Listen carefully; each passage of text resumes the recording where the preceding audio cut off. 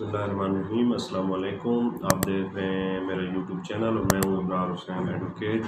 आज की जो वीडियो हम आपके लिए लाए हैं वो बिल्कुल पिछली वीडियो का जो है वो तसलसल है, जिसमें हमने जो टॉपिक शुरू किया था वो विरासत का शुरू किया था। पिछली वीडियो में हमने मसारिफ पे बात शुरू की थी और उसी टॉपिक को हम जारी रखेंगे। पहले दो मसारिफ हमने पिछली वीडियो में जो है वो डिस्कस किए थे कि जब कोई बंदा मरता है या फौत हो जाता है तो उसकी जो तरका होता है वो किन किन अफराद को या कहाँ कहाँ पे जो खर्च किया जाएगा, उसमें से दो मसारिफ हमने पिछली वीडियो में डिस्कस किए। इस वीडियो का लिंक जो है वो नीचे दिया गया है डिस्क्रिप्शन में, आप चेक कर सकते हैं। और अब हम तीसरे मसारिफ पे आ जाएंगे, जो है कि जब पहले दो मसारिफ यानी तजहीज़ व तकफ़ीन और कर्ज़ को जो है वो आप अदा कर चुके हैं, तो फिर उसके बाद जो पहली चीज़ आती है वो आती है वसीयत। तो वसीयत जो है, अगर तजहीज़ व तकफ़ीन और कर्ज़ अदा करने के बाद जो कुछ तरका में बचता है तो उससे मैयत की वसीयत पूरी हो जाएगी। लेकिन इसके लिए ये शर्त है कि वसीयत 1/3 से ज़्यादा ना हो और वसीयत जो है किसी ऐसे वारिस के लिए ना हो जो उसके वसा में शामिल हो और जिसने शरीयत के मुताबिक हिस्सा लेना हो, और वसीयत किसी हराम चीज़ के लिए भी ना हो। अगर 1/3 से ज़्यादा वसीयत हो या किसी शरई वारिस के लिए हो तो दीगर वसा की जो है रजामंदी उसमें ज़रूरी होती है। अगर रजामंदी नहीं होगी तो और वसा जो है वो राज़ी ना हो तो ज़ायद जो वसीयत होगी उसे कम करके 1/3 पे आप लाएंगे, तब जो है वो अदा की जाएगी। मसलन इसकी एक मिसाल के ज़रिए आपको समझाऊं कि अगर कर्ज़ की रकम जो है कर्ज़ अदा करने के बाद तरका में से 1200 रुपये बचे हैं और वसीयत जो है वो 500 रुपये की है, तो ये 1/3 से बढ़ रही है। तो इसके लिए ये है कि रजामंदी जो है वसा की ज़रूरी है। अगर वसा की रजामंदी ना हो तो इसे कम करके 400 रुपये की हद तक ले आएंगे, जो कि 1200 का 1/3 बनता है।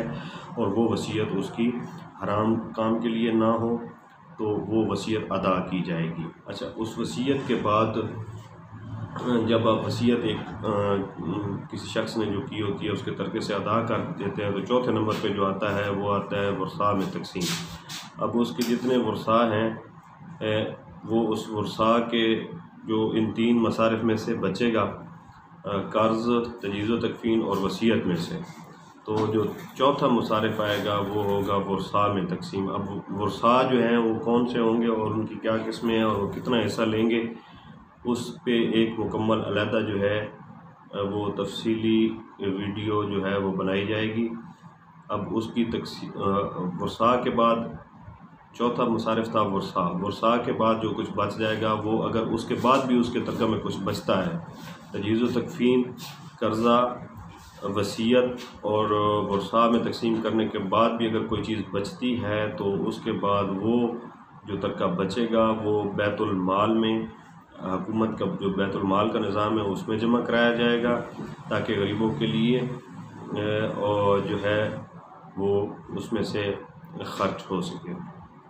उसके अलावा जो है कुछ अगर कहीं ऐसा निज़ाम होता है किसी मुल्क में या कोई ऐसी सूरत हाल हो जाती है कि मुल्क में निज़ाम में बैतुल माल नहीं है, तो फिर वो तरका जो बच जाएगा उसमें उलमा ये कहते हैं कि वो तरका जो है उसके उन करीबी रिश्तेदारों में तकसीम किया जाएगा जो उसके शरीयत के मुताबिक वारसान तो नहीं बनते कि वो हिस्सा ले सकें, लेकिन वो गरीब और नादार रिश्तेदार हैं तो उनको दिया जाएगा। लेकिन इसके लिए ये शर्त है कि वो गरीब और हाजतमंद रिश्तेदार हों।